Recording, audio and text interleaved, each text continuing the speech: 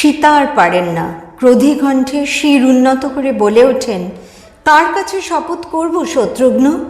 সেই ভর্তার কাছে যিনি গর্ভবতী স্ত্রীকে গোপনে পরিত্যাগ করেছিলেন, সেই প্রেমাস্পদের কাছে যিনি নিজ মুখে নির্বাসন সংবাদ জানানোর সাহস পর্যন্ত পাননি, লক্ষণে স্কন্ধে সেই দায় চাপিয়ে স্বয়ং কাপুরুষের মতো অন্তরালবর্তী ছিলেন, সেই স্বামীর কাছে যিনি সন্তানেরা নিরাপদে জন্ম নিল কিনা সেই সংবাদ মাত্রও নেননি, সেই রাজার কাছে যিনি স্ত্রী ও পুত্রদের ব্রাহ্মণের আশ্রমে ভিক্ষাজীবী করে ফেলে রাখেন। নির্বাসন তো আমাকে দিয়েছেন বিনা অপরাধে, পুত্রগণ কোন দোষে তবে দণ্ডপ্রাপ্ত হল?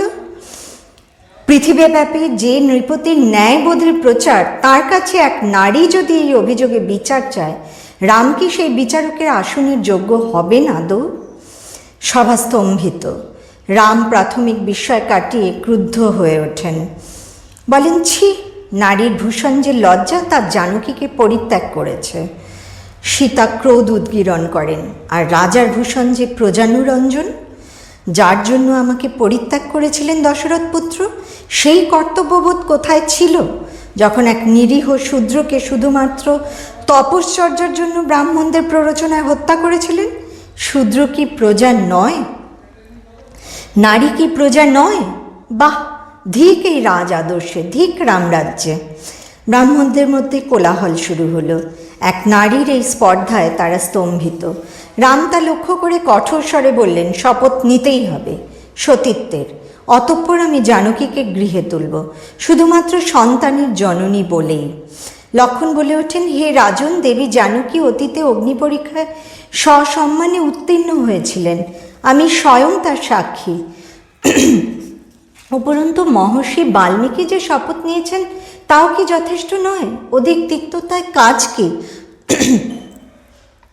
রাম বিরক্ত হন, সীতার দিকে চোখ রেখেই বলেন, পূর্বে লঙ্কায় দেবতাদের সামনে সীতার পরীক্ষা হয়েছিল, একথা ঠিক। তখন তিনি শপথও করেছিলেন, তাই আমি তাকে গৃহে নিয়েছিলাম। পরন্তু যে লোক অপবাদের জন্য তাকে আমি ত্যাগ করেছিলাম তা এখনও উত্থিত হতে পারে।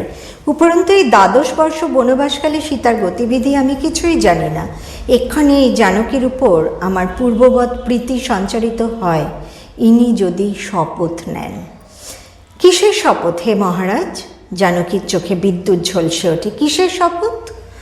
সেই বিদ্যুৎ রামকে বিদ্ধ করে। তথাপি রাম এই বহ্নিশিখাকে দমন করতে চান। রোষ কষায়িত চোখ সীতার চোখে নিবদ্ধ করে তিনি হুঙ্কার দিয়ে বলেন, শপথ সতীত্বের, শপথ অপাপ শরীরের। সীতা তীব্র দৃষ্টিতে স্থির তাকিয়ে থাকেন রামের দিকে।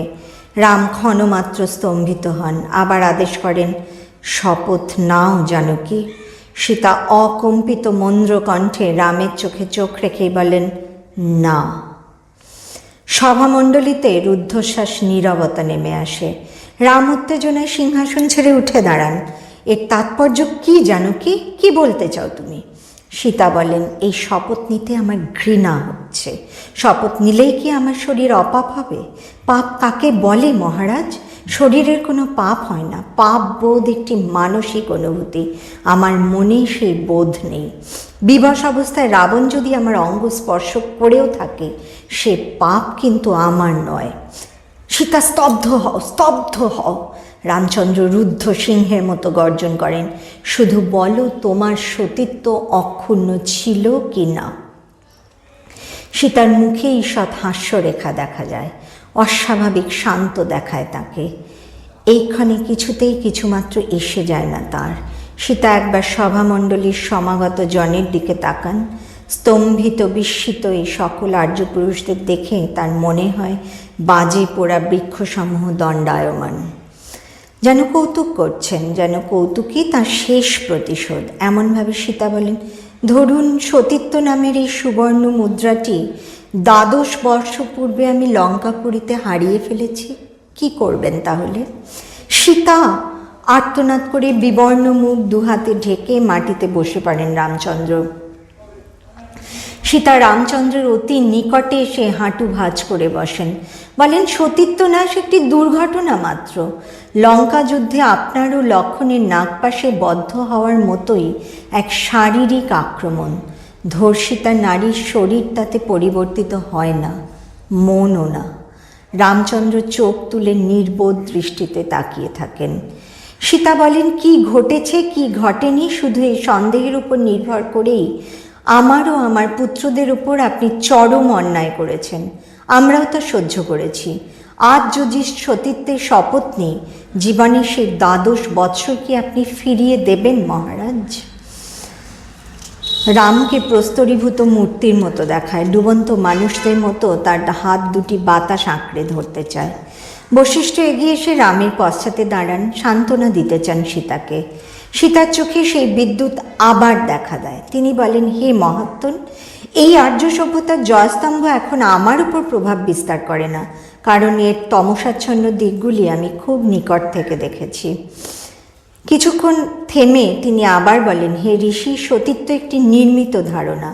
আপনারাই তা তৈরি করেছেন নারীদের আয়ত্তে রাখার জন্য। তাই আমি ঠিক করেছি এই সতীত্বের শপথ আর নেব না, কারুর কথাতেই না। বিচিত্র দিব্যগন্ধি বাতাস সমগ্র সভাস্থলকে উত্তাল করে তোলে। এইখানে কোথা থেকে এই অদ্ভুত বাতাস আসছে? কি কোনো অলৌকিক মুহূর্ত? রাম অকস্মাৎ সীতার হস্ত ধারণ করে কাতর কণ্ঠে অনুনয় করেন, হে জানকী, একবার বলো তুমি সতীত্ব অক্ষুণ্ণ রেখেছ। একবার শপথ করো, আমি পূর্বোক্ত সব কিছু ভুলে যাব। জানকী গভীর দৃষ্টিতে রামের চোখের অন্তঃস্থলে দৃষ্টিপাত করেন। সেই মুহূর্তে দুজনেই অনুভব করেন তাদের সম্পর্কের মধ্যে এক অমোঘ নিয়তি নির্দিষ্ট আকর্ষণ আছে। তাদের প্রেম ঘন মুহূর্তগুলি দুজনেরই মনে পড়ে। তারপর একসময় জানকীর চোখে মেঘের মতো গভীর বিষাদ নামে। তিনি হাত ছাড়িয়ে নেন, বলেন, আর্যপুত্র, ক্ষমা করো, এই শপথ আমি নিতে পারবো না। আমার জীবন তো শেষ হলো, পরন্তু সতীত্বের শপথ নিয়ে আর্যাবর্তের সমগ্র নারীদের সর্বনাশের পথ আমি সুগম করতে পারবো না, দুঃখিত। ওই সময় ঝঞ্ঝাপূর্ণ বায়ু নৈমিষক্ষেত্রে বহমান হলো। বাতাসের সঙ্গে সঙ্গে অপূর্ব এক দিব্য গন্ধ চরাচরে বিস্তৃত হলো। সীতা তার কাঁসায় বসনের অবগুণ্ঠন ফেলে দিলেন। পূর্বের তুলনায় কৃষাঙ্গী ও তাম্রবর্ণা সীতা শির উন্নত করে রামচন্দ্রের চক্ষু স্থাপনপূর্বক বলে উঠলেন, পৃথিবী বিদীর্ণ হোক। রামের ঔরসপুত্র যদি লবকুশ, পৃথিবী বিদীর্ণ হোক। না দ্বৈত না ঈশ্বর আপন আমার। 12 বছর ধরে সন্তানের মুখে খুদ কুড়ো তুলে একা বাঁচিয়ে রেখেছি। যদি সে সন্তান আজ পিতার একার, জননীর গর্ভ তবে ভাণ্ড সাময়িক। পৃথিবী বিদীর্ণ হোক। যদি এই রাম রাজ্যে পদধূলি হয়ে নারী বাঁচে, পৃথিবী বিদীর্ণ হোক। সেই পুণ্য বলে যদি আমি রাম ছাড়া কাউকে না জানি, তবে পৃথিবী বিদীর্ণ হোক। সভায় তুমুল কোলাহল শুরু হলো। যজ্ঞস্থানে রেশমি চন্দ্রাতপ স্থাপন করে সভা নির্মিত হয়েছিল। ঝড়ের প্রাবল্যে সেই চন্দ্রাতপ উড়ে যায়, ধুলায় অন্ধকারাচ্ছন্ন হয়ে যায় চারিপার্শ্ব। লবকুশ মা মা বলে ডেকে উঠে সীতাকে জড়িয়ে ধরে। রাম ও রাজভ্রাতারা হতবুদ্ধি হয়ে উঠে দাঁড়ান। সবাই সবাইকে সান্ত্বনা দিতে থাকে।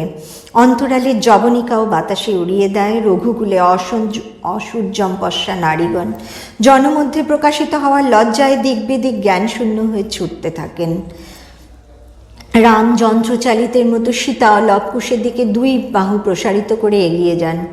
মধ্যস্থলে এত মানুষ, তাদের যত 2 হাতের ধাক্কায় সরিয়ে দেন রাম, ততই নতুন মানুষ এসে যায় সামনে। অকস্মাৎ অশ্রুতপূর্বক ঘর ঘর শব্দ উত্থিত হয়, যেন মৃত্তিকা থেকেই। জনতার মধ্যে কেউ বলে ওঠে, মৃত্তিকা বিদীর্ণ হচ্ছে। সীতার প্রার্থনা শুনে পৃথিবী দেবী বিদীর্ণ হচ্ছেন। আতঙ্কিত মানুষ মুহূর্তে সেই স্থান ত্যাগ করে দূর দূরান্তে গিয়ে দাঁড়াতে চায়। ঘর ঘর শব্দ বেড়েই চলে। অকস্মাৎ এক দিব্য সিংহাসন শোভিত রথ এসে জানকীর গাত্রপার্শ্বে দাঁড়ায়, যেন পৃথিবী বিদীর্ণ করেই উত্থিত হয় অকস্মাৎ। রাম আতঙ্কিত কণ্ঠে বলে ওঠেন, জানকী, জানকী, আমি তোমাকে গ্রহণ করলাম। লবকুশকে আমি ঔরসজাত পুত্র বলে স্বীকৃতি দিলাম। বাহু প্রসারিত করে রাম ছুটে যান। ওই আশ্চর্য রথে সীতার চোখ পড়তেই চমকিত হলেন তিনি। সেই রহস্যময় রথারূঢ়া নারী স্বয়ংপ্রভা বসুন্ধরা। কে এই রহস্যময়ী দীপ্তিদ্যুতিময় সেই নারী? সীতাকে হাত বাড়িয়ে আহ্বান করেন। যেন মায়ের মতো, যেন আত্রেয়ীর মতো স্নেহময়ী। সীতা মোহচ্ছন্ন হন, ঝঞ্ঝা তুমুল। সীতা লক্ষ্য করেন রাম এগিয়ে আসছেন, রামের প্রসারিত হাত তাকে এখনই স্পর্শ করবে। তড়িৎ পৃষ্ঠবৎ চমকিত হন সীতা, কিছুতেই না, কখনো না, রামের কাছে তিনি আর ধরা দেবেন না। সীতা লব ও কুশকে রামের প্রসারিত বাহু মধ্যে ঠেলে দেন। তিনি রামের কাছ থেকে পালাতে চান। দীর্ঘ এই বঞ্চনার পর আর তিনি রামকে ধরা দেবেন না। এই আর্য সমাজের প্রতি, ইক্ষ্বাকুকুলের প্রতি, রাজ আদর্শের প্রতি, সর্বোপরি স্বামী স্ত্রীর পবিত্র সম্পর্কের প্রতি সীতার বিতৃষ্ণা জন্মেছে। না, পুত্রদের জন্যও আজ তিনি থেমে থাকবেন না। তারা তাদের পিতাকে পেয়ে গেছে, রাজ সিংহাসনও পেয়ে যাবে। দুই পুত্র যুবক হচ্ছে রাজবংশ, পিতার ছত্রতলে তারা সম্পূর্ণ সুরক্ষিত। অতএব বাল্মীকির আশ্রমেও আর ফিরে যাওয়া সম্ভব নয়। সেখানে বসবাসের মধুস্মৃতি নিয়ে তিনি অন্যত্র চলে যাবেন।